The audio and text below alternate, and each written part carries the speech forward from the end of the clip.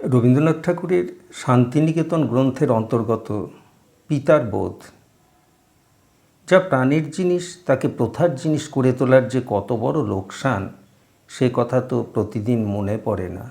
কিন্তু আপনার ক্ষুধা তৃষ্ণাকে তো ফাঁকি দিয়ে সারি নে। অন্ন জলকে তো সত্যকারই অন্ন জলের মতো ব্যবহার করে থাকি। কেবল আমার ভিতরকার এই যে মানুষটি, ধনে যাকে ধনী করে না, খ্যাতি প্রতিপত্তি যার ললাটে কোনো চিহ্ন দিতে পারে না, সংসারের ছায়া রৌদ্রপাতে যার ক্ষতি বৃদ্ধি কিছুই নির্ভর করে না, সেই আমার অন্তরতম চিরকালের মানুষটিকে দিনের পর দিন বস্তু না দিয়ে কেবল নাম দিয়ে বঞ্চনা করি। তাকে আমার মন না দিয়ে কেবল মন্ত্র দিয়েই কাজ চালাতে থাকি। সে যা চায় তা নাকি সকলের চেয়ে বড়। এই জন্যে সকলের চেয়ে শূন্য দিয়ে তাকে থামিয়ে রেখে অন্য সমস্ত প্রয়োজন সারবার জন্যে ব্যস্ত হয়ে বেড়ায়। আমাদের এই বাইরের মানুষের, এই সংসারের মানুষের সঙ্গে সেই আমাদের অন্তরের মানুষের একটা মস্ত তফাৎ হচ্ছে এই যে, এই বাইরের লোকটাকে আমরা আদর করে বা অবজ্ঞা করে উপহারই দিই আর ভিক্ষাই দিই না কেন, সে সেটা পায়। আর সত্যকার ইচ্ছার সঙ্গে শ্রদ্ধার সঙ্গে যা না দিই, সে আমার সেই অন্তরের মানুষটির কাছে গিয়েও পৌঁছে না। সেই জন্যে দানের সম্বন্ধে শাস্ত্রে বলে, শ্রদ্ধয়া দেয়ম, শ্রদ্ধার সঙ্গে দান করবে। কেননা মানুষের বাহিরে ভিতরে দুই বিভাগ আছে। একটা বিভাগে অর্থ এসে পড়ে, আর একটা বিভাগে শ্রদ্ধা গিয়ে পৌঁছয়। এই জন্য শ্রদ্ধা যদি না দিই, শুধু টাকাই দিই, তাহলে মানুষের অন্তরাত্মাকে কিছুই দেওয়া হয় না, এমনকি তাকে অপমানই করা হয়। তেমন দান কখনোই সম্পূর্ণ দান নয়। সুতরাং সে দান সংসারের দান হতে পারে, কিন্তু সে দান ধর্মের দান হতেই পারে না। দান যে আমরা কেবল পরকেই দিয়ে থাকি তা তো নয়। বস্তুত প্রতি মুহূর্তেই আমরা নিজেকে নিজের কাছে দান করছি। সেই দানের দ্বারাই আমাদের প্রকাশ। সকলেই জানেন, প্রতি মুহূর্তেই আমরা আপনার মধ্যে আপনাকে দাহ করছি। সেই দাহ করাটাই আমাদের প্রাণক্রিয়া। এমনি করে আপনার কাছে আপনাকে সেই আহুতি দান যখনই বন্ধ হয়ে যাবে, তখনই প্রাণের আগুন আর জ্বলবে না, জীবনের প্রকাশ শেষ হয়ে যাবে। এই রকম মনন ক্রিয়াতেও নানা প্রকার ক্ষয়ের মধ্যে দিয়েই চিন্তাকে জাগাতে হয়। এই জন্যে নিজের প্রকাশকে জাগ্রত রাখতে আমরা অহরহ আপনার মধ্যে আপনার একটি যজ্ঞ করে আপনাকে যত পারছি ততই দান করছি। সেই দানের সম্পূর্ণতার উপরেই আমাদের প্রকাশের সম্পূর্ণতা। বাতি আপনাকে আপনি যে পরিমাণে দান করবে, সেই পরিমাণে তার আলোক উজ্জ্বল হয়ে উঠবে। যে পরিমাণে নিজের প্রতি তার দানের উপকরণ বিশুদ্ধ হবে, সেই পরিমাণে তার শিখা ধূম শূন্য হতে থাকবে। নিজের প্রকাশযজ্ঞে আমাদের যে নিরন্তর দান, সে সম্বন্ধেও ঠিক সেই কথাই খাটে। সে দান তো আমাদের চলছেই, কিন্তু কি দান করছি এবং সেটা পৌঁছচ্ছে কোনখানে, সে তো আমাদের দেখতে হবে। সারাদিন খেটে খুঁটে বাইরের জিনিস কুড়িয়ে বাড়িয়ে যা কিছু পাচ্ছি, সে আমরা কার হাতে এনে জমা করছি? সে তো সমস্তই দেখছি বাইরেই এসে জমছে। টাকা কড়ি, ঘর বাড়ি, সে তো এই বাইরের মানুষের। কিন্তু নিজেকে এই যে আমরা দান করছি, এই যে আমার চেষ্টা, এই যে আমার সমস্তই, এ কি পূর্ণ দান হচ্ছে? শ্রদ্ধার দান হচ্ছে? ধর্মের দান হচ্ছে? এতে করে আমরা বাড়াচ্ছি, কিন্তু বড় হতে পারছি কি? এতে করে আমরা সুখ পাচ্ছি, কিন্তু আনন্দ পাচ্ছি না। এতে করে তো আমাদের প্রকাশ পরিপূর্ণ হতে পারছে না। মানুষ বললে যতখানি বোঝায়, ততখানি তো ব্যক্ত হয়ে উঠছে না। কেন এমন হচ্ছে? কেননা এই দানে মস্ত একটা অশ্রদ্ধা আছে।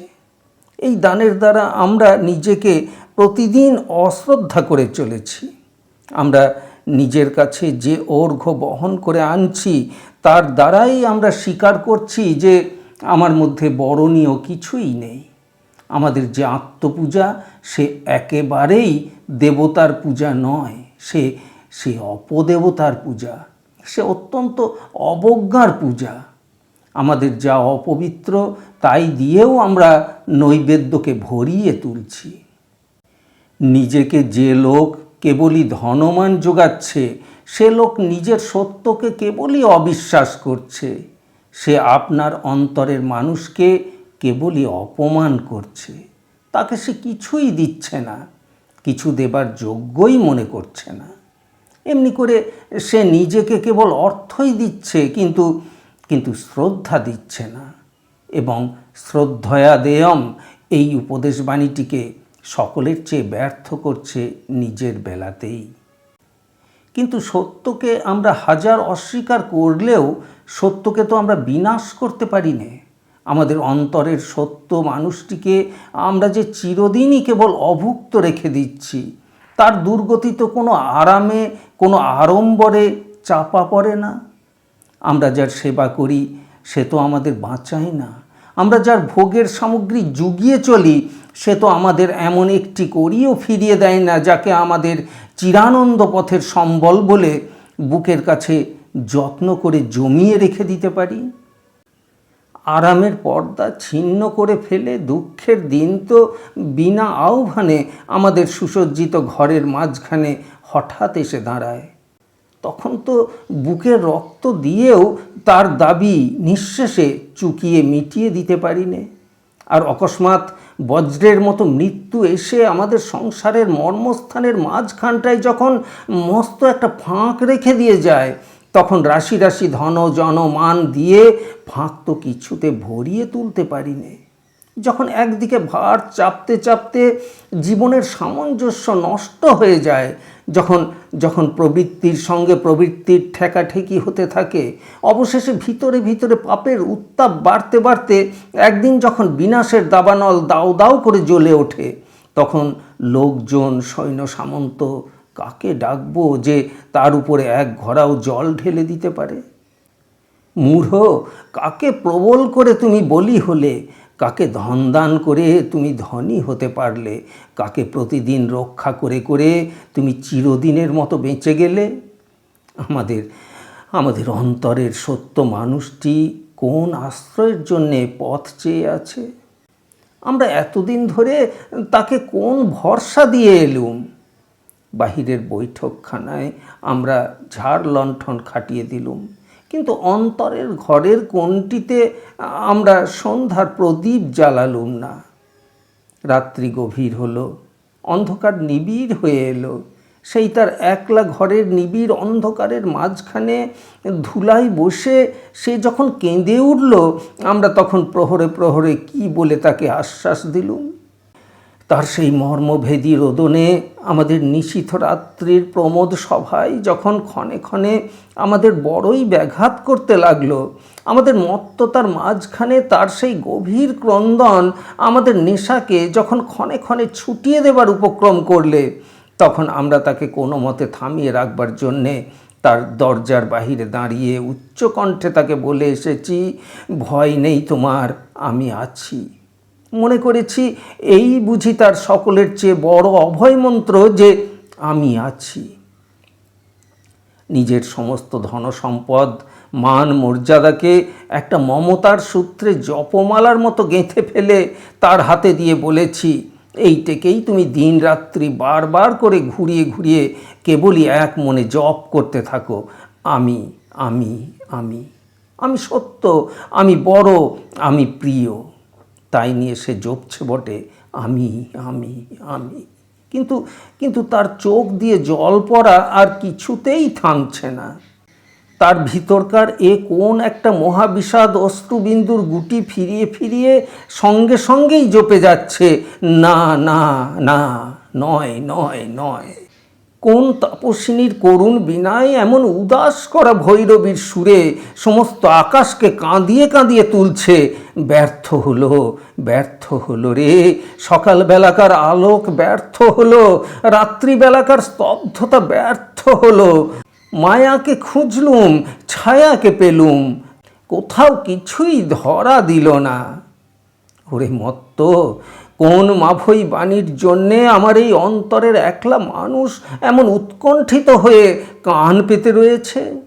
সে হচ্ছে চিরদিনের সেই সত্যবাণী, পিতা নহসি।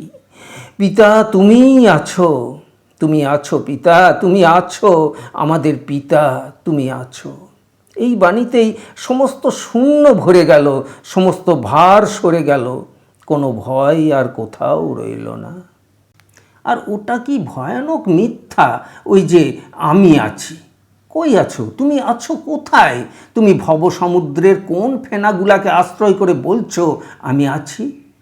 যে বুদবুদটি যখনই ফেটে যাচ্ছে তাতে তখনই তোমারই ক্ষয় হয়ে যাচ্ছে।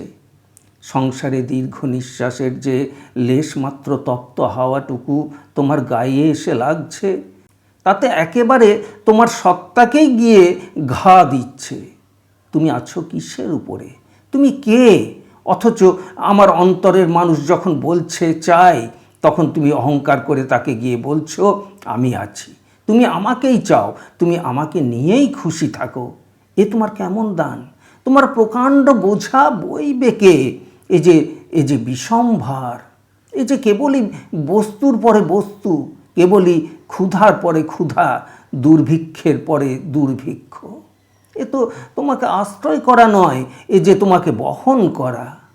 তুমি যে পঙ্গু, তোমার যে পা নেই, তুমি যে কেবলই অন্যের উপরেই ভর দিয়ে সংসারে চলে বেড়াও। তোমার এ বোঝা যেখানকার সেইখানেই পড়ে পড়ে ধুলোর সঙ্গে ধুলো হয়ে যেতে থাক। যে মানুষটি যাত্রী, যে পথের পথিক, অনন্তের অভিমুখে যার ডাক আছে, সে তোমার এই ভার টেনে টেনে বেড়াবে কেন? এই সমস্ত বোঝার উপর দিন রাত্রি বুক দিয়ে চেপে পড়ে থাকবে, সে সময় তার কোথায়? এই জন্যে সে তাকেই চায় যার উপরে সে ভর দিতে পারবে, যার ভার তাকে বইতে হবে না। তুমি কি সেই নির্ভর নাকি? তবে কি ভরসা দেবার জন্যে তুমি তার কানের কাছে এসে মন্ত্র জপছ আমি আছি? পিতা নহসি, পিতা তুমি আছো, তুমি আছো, এই আমার অন্তরের একমাত্র মন্ত্র। তুমি আছো, এই দিয়েই আমার জীবনের এবং জগতের সমস্ত কিছু পূর্ণ। সত্যং, এই বলে ঋষিরা তোমাকে এক মনে জপ করেছেন। সে কথাটার মানে হচ্ছে এই যে পিতা নহসি, পিতা তুমি আছো। যা সত্য তা শুধুমাত্র সত্য নয়, তাই আমার পিতা। কিন্তু তুমি আছো এই বোধটিকে তো সমস্ত প্রাণ মন দিয়ে পেতে হবে। তুমি আছো এ তো শুধু একটা মন্ত্র নয়।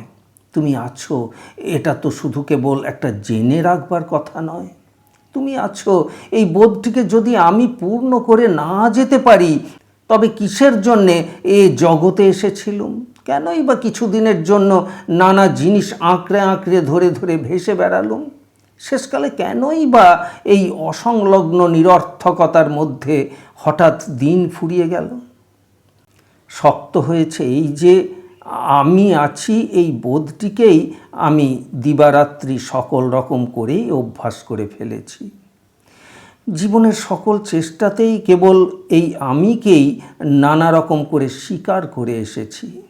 প্রতিদিনের সমস্ত খাজনা তারই হাতে শেষ করাটি পর্যন্ত জমা করে দিয়েছি। আমি বোধটা একেবারে অস্থিমজ্জায় জড়িয়ে গেছে। সে যদি বড় দুঃখ দেয়, তবু তাকে অন্যমনস্ক হয়েও চেপে ধরি। তাকে ভুলতে ইচ্ছা করলেও ভুলতে পারি না। সেই জন্যেই আমাদের প্রতিদিনের প্রার্থনা এই যে পিতা নৌবোধি। তুমি যে পিতা, তুমি যে আছো, এই সত্যের বোধে আমার সমস্ত জীবনকে পূর্ণ করে দাও। পিতা নৌবোধি, পিতার বোধ দিয়ে আমার সমস্তটা ভরে তোলো, কিছুই আর বাকি না থাক। আমার প্রত্যেক নিঃশ্বাস প্রশ্বাস পিতার বোধ নিয়ে আমার সর্বশরীরে প্রাণের আনন্দ তরঙ্গিত করে তুলুক। আমার সর্বাঙ্গের স্পর্শ চেতনা পিতার বোধে পুলকিত হয়ে উঠুক। পিতার বোধের আলোক আমার দুই চক্ষুকে অভিষিক্ত করে দিক।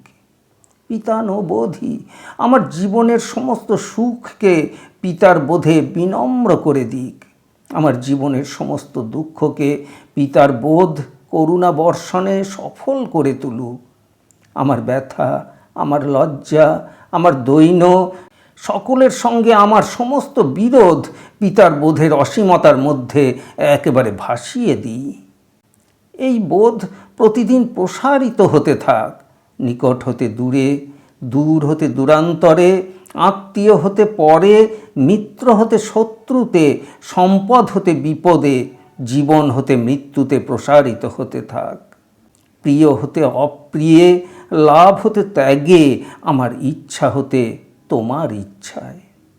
প্রতিদিন মন্ত্র পড়ে গিয়েছি পিতানোবোধি, কিন্তু একবারও মনেও আনিনি কত বড় চাওয়া চাচ্ছি।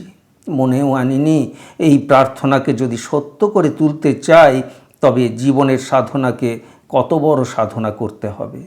কত ত্যাগ, কত ক্ষমা, কত পাপের স্খলন, কত সংসারের আবরণ মোচন, কত হৃদয়ের গ্রন্থিচ্ছেদন। জীবনকে সত্য করতে না পারলে সেই অনন্ত সত্যের বোধকে পাবো কেমন করে? নিজের নিষ্ঠুর স্বার্থকে ত্যাগ করতে না পারলে সেই অনন্ত করুণার বোধকে গ্রহণ করব কেমন করে? সত্যে, মঙ্গলে, দয়ায়, সৌন্দর্যে, আনন্দে, নির্মলতায় ভরে রয়েছে, সমস্ত ঘন হয়ে ভরে রয়েছে সেই তো আমার পিতা, সর্বত্র আমার পিতা। পিতানহসি, পিতানহসি, এই মন্ত্রের অক্ষরই সমস্ত আকাশে, এই মন্ত্রের ধ্বনি জ্যোতির্ময় সুরসপ্তকের বিশ্ব সঙ্গীত। পিতা, তুমি আছো। এই মন্ত্রই কত অসংখ্য রূপ ধরে লোক লোকান্তরে সমস্ত জীবকে কোলে করে নিয়ে সুখ দুঃখের অবিরাম বৈচিত্র্যে সৃষ্টিকে প্রাণ পরিপূর্ণ করে রয়েছে। অসীম চেতনা জগতের মধ্যে নিয়ত উদ্বেলিত তোমার যে পিতার আনন্দ, যে আনন্দে তুমি আপনাকেই আপন সন্তানের মধ্যে নিরীক্ষণ করে লীলা করছো, যে আনন্দে তুমি তোমার সন্তানের মধ্যে ছোট হয়ে নত হয়ে আসছো এবং তোমার সন্তানকে তোমার মধ্যে বড় করে তুলে নিচ্ছ, সেই তোমার অপরিসীম পিতার আনন্দকেই সকলের চেয়ে সত্য করে, আপনার সকলের চেয়ে পরম সম্পদ করে বোধ করতে চাচ্ছে আমার অন্তরাত্মা। তবু সেই জায়গায় আমি কেবলই তার কাছে এনে দিচ্ছি আমার অহংকে। সেই অহংকে কিছুতেই আমি তাড়াতে পারছি না। তার কাছে আমার নিজের জোর আর কিছুতেই খাটে না। অনেক দিন হলো তার হাতেই আমার সমস্ত কেল্লা আমি ছেড়ে দিয়ে বসে আছি। আমার সমস্ত অস্ত্র সেই নিয়েছে, আমার সমস্ত ধনের সেই অধিকারী। সেই জন্যেই তোমার কাছে আমার এই প্রার্থনা, পিতানোবোধি। পিতা, এই বোধ তুমি আমার মনে জাগাও। এই বোধটিকে একেবারে বাধাহীন করে লাভ করি যে আমার অস্তিত্ব এ কেবলমাত্রই সন্তানের অস্তিত্ব। আমি তো আর কারো নই, আর কিছুই নই। তোমার সন্তান এই আমার একটিমাত্র সত্য। এই সন্তানের অস্তিত্বকে ঘিরে ঘিরে অন্তরে বাহিরে যা কিছু আছে এ সমস্তই পিতার আনন্দ ছাড়া আর কিছুই নয়। এই জল, স্থল, আকাশ, এই জন্ম মৃত্যুর জীবন কাব্য, এই সুখ দুঃখের সংসার লীলা, এ সমস্তই সন্তানের জীবনকে আলিঙ্গন করে ধরছে। এইবার কেবল আমার দিকের দরকার, আমার সমস্ত প্রাণটা পিতা বলে সাড়া দিয়ে উঠুক।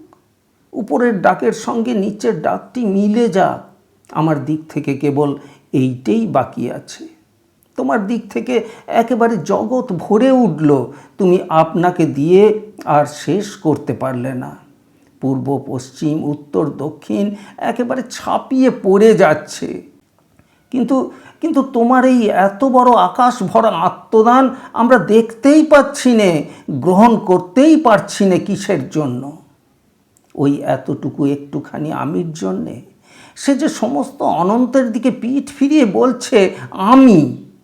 একবার একটুখানি থাম, একবার আমার জীবনের সবচেয়ে সত্য কথাটা বলতে দে, একবার সন্তান জন্মের চরম ডাকটা ডাকতে দে, পিতা নহসি, পিতা পিতা পিতা, তুমি তুমি তুমি। কেবল কেবল এই কথাটা অন্ধকারে আলোতে নির্ভয়ে গলা খুলে কেবল আছো আছো আছো। আমি তার সমস্ত বোঝাশুদ্ধ একেবারে তলিয়ে যাক সেই অতল স্পর্শ সত্যে, যেখানে তুমি তোমার সন্তানকে আপনার পরিপূর্ণ আনন্দে আবৃত করে জানছ, তেমনি করে সন্তানকেও জানতে দাও তার পিতাকে। তোমার জানা এবং তার জানার মাঝখানকার বাধাটা একেবারে ঘুচে যাক। তুমি যেমন করে আপনাকে দান করেছ তেমনি করে আমাকে গ্রহণ করো।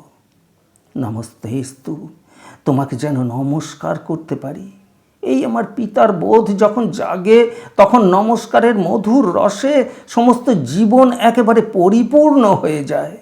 সর্বত্র যখন পিতাকে পাই তখন সর্বত্র হৃদয় আনন্দে অবনত হয়ে পড়ে। তখন শুনতে পাই জগৎ ব্রহ্মাণ্ডের গভীরতম মর্মকুহর হতে একটিমাত্র ধ্বনি অনন্তের মধ্যে নিঃশ্বসিত হয়ে উঠছে, নমো নমঃ। লোকে লোকান্তরে নমো নমঃ, সুমধুর সুগম্ভীর নমো নমঃ।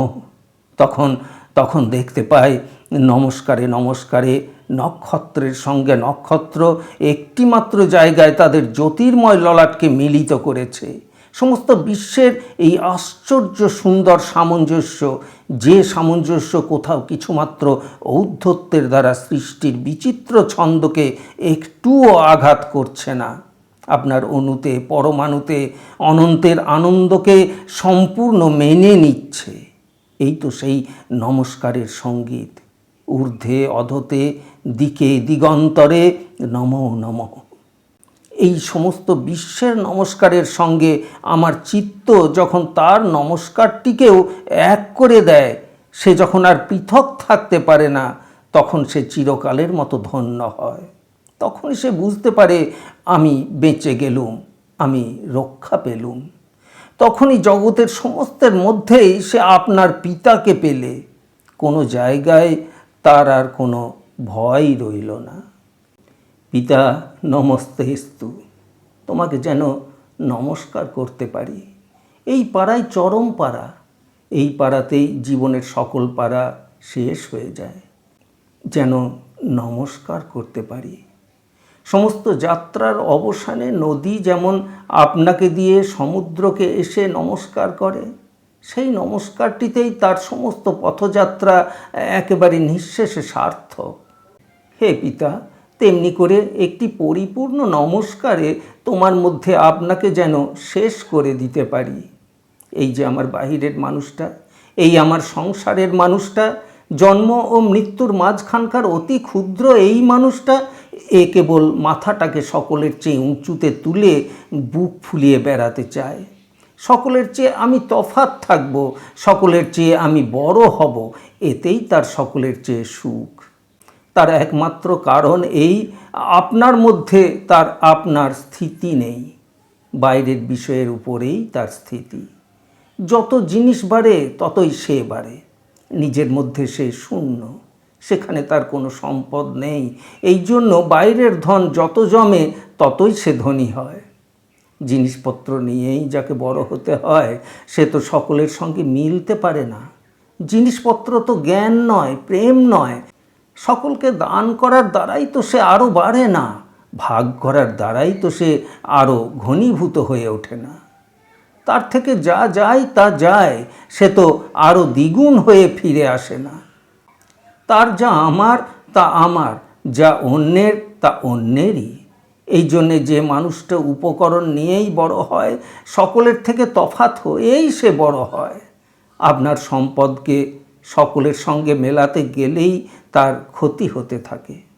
এই জন্যে যতই সে বড় হয় ততই তার আমিটাই উঁচু হয়ে উঠতে থাকে, ততই চারিদিকের সঙ্গে তার যোগ বিচ্ছিন্ন হতে থাকে এবং তার সমস্ত সুখই অহংকারের রূপ ধারণ করে অন্য সকলকে অবনত করতে চায়। এমনি করে বিশ্বের সঙ্গে বিরোধের দ্বারাই সে যে দুঃসহ তাপের সৃষ্টি করে, সেইটাকেই সে আপনার প্রতাপ বলে গণ্য করে। কিন্তু কিন্তু আমার অন্তরের নিত্য মানুষটি তো দিনরাত্রি মাথা উঁচু করে বেড়াতে চায়নি, সে নমস্কার করতেই চেয়েছিল। তার সমস্ত আনন্দ নমস্কারের দ্বারা বিশ্বজগতে প্রবাহিত হয়ে যেতে চেয়েছে। নমস্কারের দ্বারা তার আত্মসমর্পণ পরিপূর্ণ হতে চায়। নমস্কারের দ্বারা সে আপনাকে সেই জায়গাতেই প্রসারিত করে যেখানে তুমি তোমার পা রেখেছ, যেখানে তোমার চরণাশ্রয় করে জগতের ছোট বড় সকলেই এক জায়গায় এসে মিলেছে, যেখানে দরিদ্রকে ধনী দ্বারের বাইরে দাঁড় করাতে পারে না, শূদ্রকে ব্রাহ্মণ দূরে সরিয়ে রেখে দিতে পারে না। সেই তো সকলের চেয়ে নিচের জায়গা, সেই তো সকলের চেয়ে প্রশস্ত জায়গা, সেই তোমার অনন্ত প্রসারিত পাদপীঠ। তোমার অন্তরাত্মা পরিপূর্ণ নমস্কারের দ্বারা সেই সর্বজনভোগ্য মহাপুণ্যস্থানের অধিকারটি পেতে ব্যাকুল হয়ে আছে।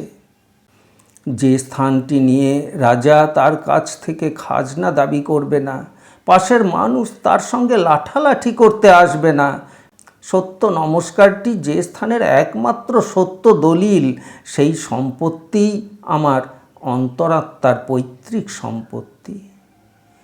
জল যখন তাপের দ্বারা হালকা হয়ে যায় তখনই সে বাষ্প হয়ে উপরে চড়তে থাকে, কিন্তু তখনই সে পৃথিবীর সমস্ত জলরাশির সঙ্গে আপনার সম্বন্ধকে পৃথক করে ফেলে। তখনই সে ব্যর্থ হয়ে স্ফীত হয়ে উড়ে বেড়ায়, তখনই সে আলোককে আবৃত করে। কিন্তু তৎসত্ত্বেও সকলেই জানে জলের যথার্থ স্বধর্মই হচ্ছে সে আপনার সমতলতাকেই চায়। সেই সমতলতাকে চাওয়ার মধ্যেই তার নমস্কারের প্রার্থনা। সেই নমস্কারের দ্বারাই সে রসধারায় সকল দিকে প্রবাহিত হয়, পৃথিবীর মাটিকে সফলতায় অভিষিক্ত করে দেয়। তার সেই প্রণত সাষ্টাঙ্গ নমস্কারই সমস্ত পৃথিবীর কল্যাণ। যে লঘু বাষ্পরাশি পৃথক হয়ে উঁচুতে ঘুরে ঘুরে বেড়ায়, নিচেকার সঙ্গে আপনার কোনো আত্মীয়তা স্বীকার করতেই চায় না, তার গায়ে শুভক্ষণে যেই একটু রসের হাওয়া লাগে, যেই সে আপনার যথার্থ গৌরবে ভরে ওঠে, অমনি সে আপনাকে আর ধারণ করে রাখতে পারে না। নমস্কারে বিগলিত হয়ে সেই সর্বজনের নিম্ন ক্ষেত্রে সেই সকলের মাঝখানে এসে লুটিয়ে পড়তে থাকে। তখনই জলের সঙ্গে জল মিশে যায়, তখনই মিলনের স্রোত চারদিকে ছুটে বইতে থাকে। বর্ষণের সঙ্গীতে 10 দিক মুখরিত হয়ে ওঠে। প্রত্যেক জলবিন্দু তখনই আপনাকে সত্যরূপে লাভ করে, আপনার ধর্মে আপনি পূর্ণ হয়ে ওঠে। তেমনি আমার অন্তরের মানুষটি অন্তরে অন্তরে আপনাকে বর্ষণ করতে, আপনাকে সমর্পণ করতে চাচ্ছে, এই তার যথার্থ ধর্ম। সে অহংকারের বাধা সম্পূর্ণ বিলুপ্ত করে দিয়ে নমস্কারের গৌরবকেই চাচ্ছে। পরিপূর্ণ প্রণতির দ্বারা নিখিলের সমস্তের সঙ্গে আপনার সুবৃহৎ সমতলতা লাভের জন্য চিরদিন সে উৎকণ্ঠিত হয়ে আছে।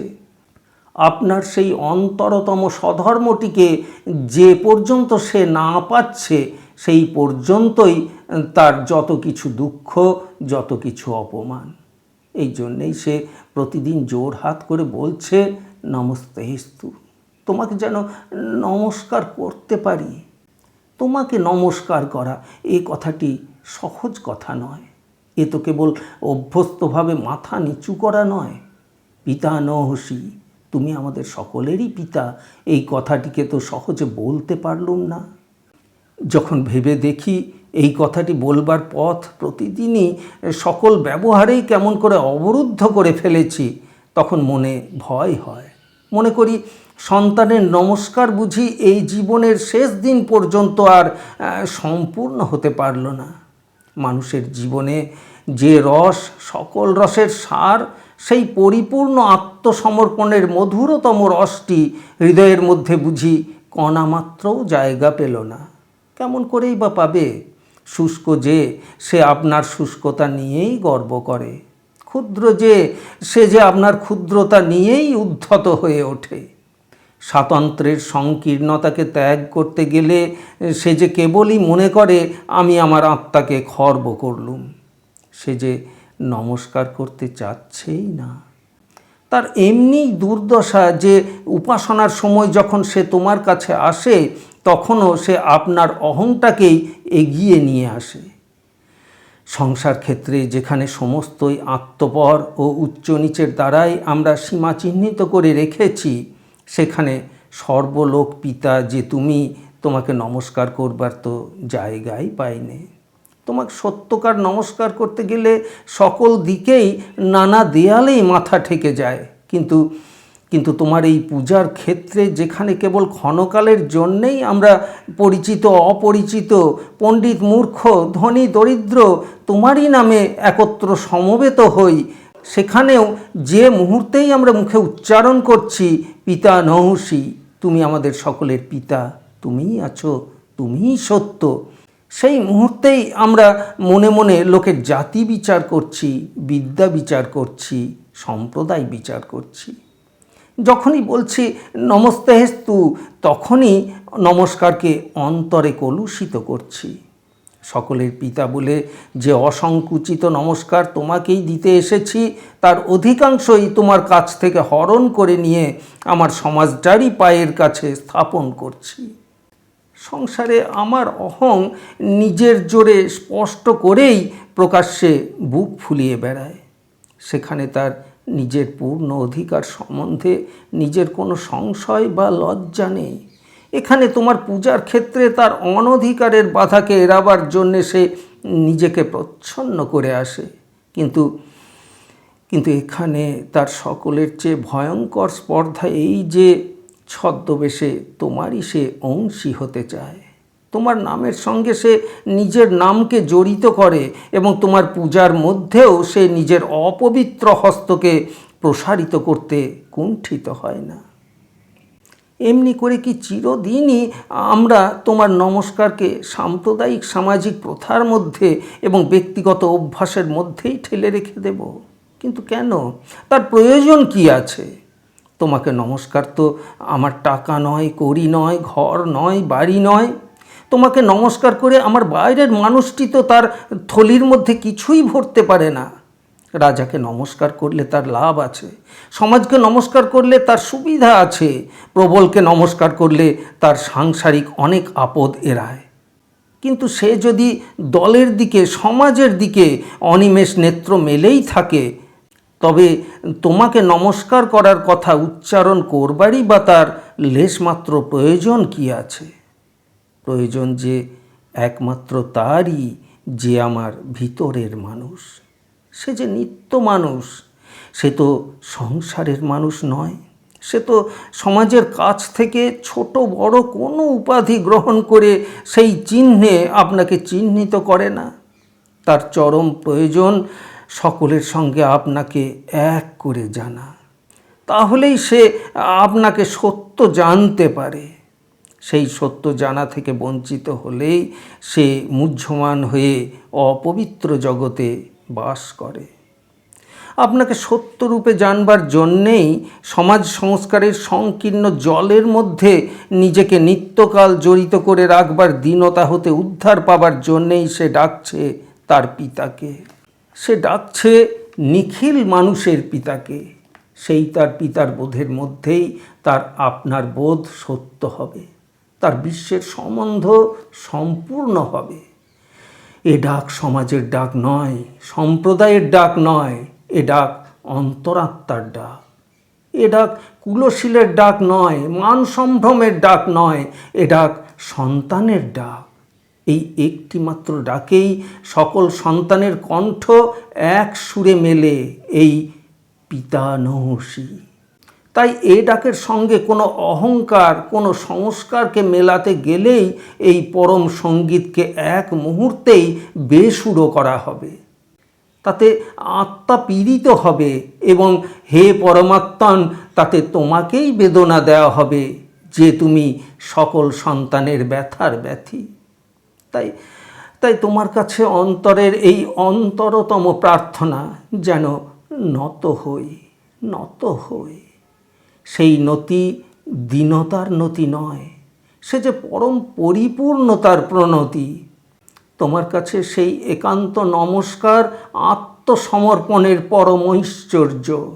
আমাদের সেই নমস্কার সত্য হোক, অহং শান্ত হোক, অহংকারের ক্ষয় হোক, ভেদ বুদ্ধি দূর হোক, পিতার বোধ পূর্ণ হোক এবং বিশ্বভুবনে সন্তানের প্রণামের সঙ্গে পিতার বিগলিত আনন্দধারা সম্মিলিত হোক। নমস্তেস্তু। সকল দেহ লুটিয়ে পড়ুক তোমার এ সংসারে, একটি নমস্কারে প্রভু, একটি নমস্কারে। ঘন শ্রাবণ মেঘের মতো রসের ভারে নম্রনত, সমস্ত মন থাক পড়ে থাক তব ভবন দ্বারে, একটি নমস্কারে প্রভু, একটি নমস্কারে। নানা সুরের আকুল ধারা মিলিয়ে দিয়ে আত্মহারা, সমস্ত গান সমাপ্ত হোক নীরব পারাবারে, একটি নমস্কারে প্রভু, একটি নমস্কারে।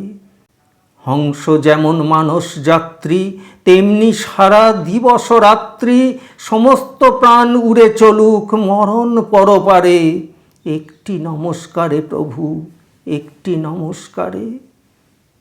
প্রাতঃকাল 11ই মাঘ 1318।